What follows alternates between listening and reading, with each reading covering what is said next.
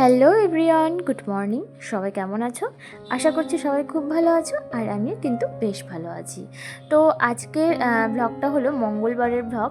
অনেক দিন থেকেই পোস্ট করব করে করাই হচ্ছিল না, যেহেতু এডিটিং কমপ্লিট হয়নি তার জন্য।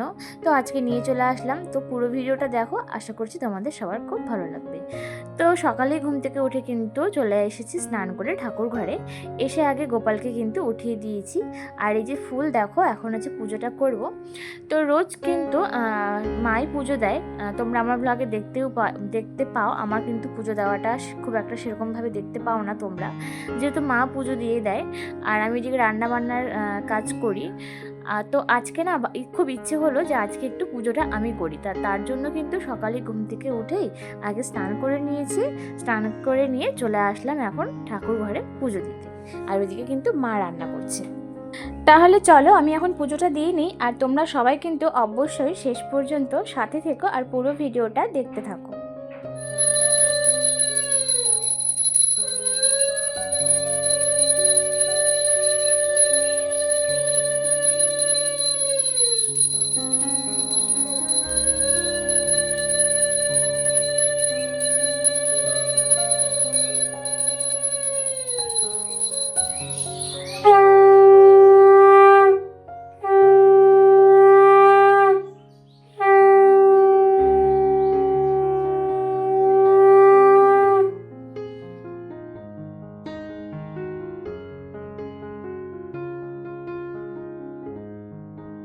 তো এদিকে দেখো আমার পুজো দেওয়া কমপ্লিট, আর গুনগুনও কিন্তু ঘুম থেকে উঠে পড়েছে। ঘুম থেকে উঠে দেখছে মা নেই, তার জন্য কিন্তু দেখো সোজা ওই ঠাকুর ঘরে চলে এসেছে আমাকে দেখতে পেয়ে। তো এখন হচ্ছে নিচে চলে আসলাম, উপরে পুজো দেওয়া কমপ্লিট করে নিচে চলে আসলাম, আর সাথে করে কিন্তু গুনগুনকেও এনেছি। তো আমাদের পুজো দিতে না এই জন্য বেশি সময় লাগে, জানো তো 1 ঘন্টার মতো লেগে যায়, যেহেতু উপরে পুজো কমপ্লিট করে আবার নিচে এসে পুজো করতে হয়। নিচে যেহেতু কালী মন্দির আছে, তো চলো পুজোটা করে নিই। তো দেখো এখন আমি ভালো করে এখানে জল দিয়ে ধুয়ে নিচ্ছি, তারপরে পুজো করে নেব। আর গুনগুনকে নিয়ে আসলাম কেন বলো তো, যেহেতু ও ঘুম থেকে উঠেছে, আর ঘুম থেকে ওঠার পর বাচ্চারা কিন্তু মাকে ছাড়া আর কারো কাছে থাকতে চায় না। তো ঘুম থেকে উঠে একটু খ্যান করছে, আর রেখে আসলে কিন্তু কান্নাকাটি করতো। তো ভাবলাম ফালতু রেখে আসবো, কান্নাকাটি করবে। তো নিয়েই আসলাম, আর নিয়ে আসলাম, ও কিন্তু ভীষণ খুশি। নিয়ে এসেছি ওকে, ও সাইডে উঠোনে খেলছে, দৌড়াদৌড়ি করছে, আর আমি কিন্তু আরাম করেই পুজোটা কমপ্লিট করে নিয়েছি।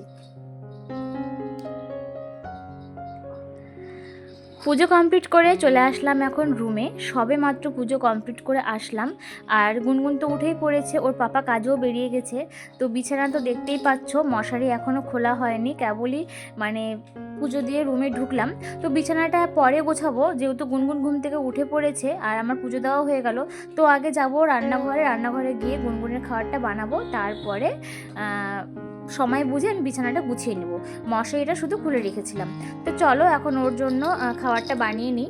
ভাত তো হয়েই গেছে, মা রান্না করেছে, খালি মুসুর ডাল একটু পেঁপে দিয়ে সিদ্ধ বসিয়ে দিলাম। তো ডালটা সিদ্ধ হলেই লবণ হলুদ একবারে দিয়ে দিচ্ছি। ডালটা সিদ্ধ হয়ে গেলে কিন্তু আমি ডাল দিয়ে ওকে ভাত খাইয়ে দেবো, আর সাথে কিন্তু একটা ডিম সিদ্ধ আমি বসিয়ে দিয়েছি। তো সকালে ঘুম থেকে উঠে খাওয়ানোটা একটা বিশাল বড় চাপের থাকে, যে কখন ওর খাবার বানাবো, ও কখন ঘুম থেকে উঠবে, আর ওকে কখন খাওয়াবো।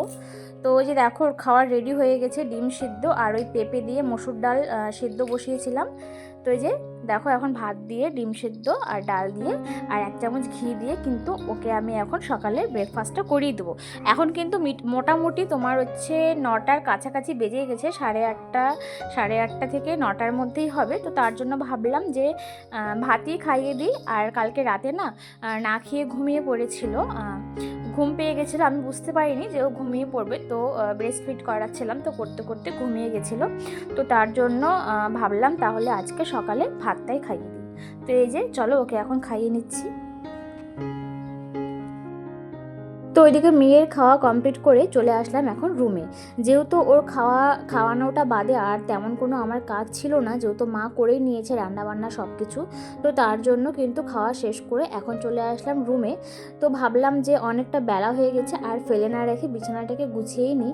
আর ঘর চারিদিকে যতই পরিষ্কার পরিচ্ছন্ন গোছানো থাক, যতক্ষণ না বিছানাটাকে পরিষ্কার করছি ততক্ষণ যেন ঘর পরিষ্কার মনে হয় না। তো ওই জন্য ভাবলাম বেলা হয়ে গেল, তো এখন গুছিয়েই নিই। তো গুছিয়ে নিলাম, আর গুনগুন কিন্তু কিন্তু দাঁড়িয়েছিল কখন আমার বিছানা ঝাড়া কমপ্লিট হবে আর ওকে আমি বিছানাতে উঠিয়ে দেবো।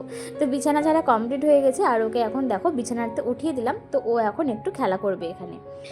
এখন চলে আসলাম সন্ধ্যের দিকে দেখো একটু চিড়ে মেখে নিয়েছি আর দুধ চা করেছি। চিড়েটাকে হচ্ছে চানাচুর পেঁয়াজ টেয়াজ দিয়ে মেখে দুধ চা দিয়ে খেয়েছি। আর এখন দেখা হচ্ছে একদম রাত্রিবেলা ঘুমোতে যাওয়ার ঠিক আগে। তো দেখো গুনগুন ওখানে নাচ করছে, ওর কিন্তু ডিনারও কমপ্লিট। তো যেহেতু এখন হালকা ঠান্ডা ঠান্ডা পড়েই গেছে আর যেহেতু ও ঢাকা নিতে একদমই চায় না, তার জন্য ঠান্ডা লাগে না গরম লাগে আমি বুঝতে পারি না, ঢাকা দিলেই পা দিয়ে একদম ফেলে দেয়। তো তার জন্য কিন্তু যাতে ঠান্ডাটা লেগে না যায় তার জন্য দেখো রাত্রিবেলা ওকে ফুল জামা আর একটা ফুল প্যান্ট পরে ঘুম পাড়ায়, যেহেতু ঢাকা একদমই নিতে চায় না। আমাদের তো ঠান্ডা ঠান্ডা লাগে, আমরা ঢাকা নিই, আর ওকে যখন আমরা ভাবি যে আমাদের ঠান্ডা লাগছে সেই হিসাবে ওকে ঢাকা দিই, কিন্তু ও ঢাকা একদমই রাখে না, ফেলে দেয়। তো তার জন্য কখন ঠান্ডা লেগে যাবে, ঠান্ডা লেগে গেলে মুশকিল, তার জন্য দেখো একটা ফুল প্যান্ট আর ফুল জামা পরে কিন্তু ওকে এখন ঘুম পাড়াবো, যেহেতু সারা রাত্রি ঢাকা নেয় না। তো যাই হোক, ব্লগটা আর কন্টিনিউ করতে পারিনি, এখানেই শেষ করব। তোমাদের কেমন লাগলো অবশ্যই কমেন্ট করে জানিও। ভালো লেগে থাকলে চ্যানেলটা সাবস্ক্রাইব করে পাশে থেকো। আর তোমাদের কমেন্ট কিন্তু পরবর্তী ভিডিও বানানোর জন্য আমাকে আরও উৎসাহ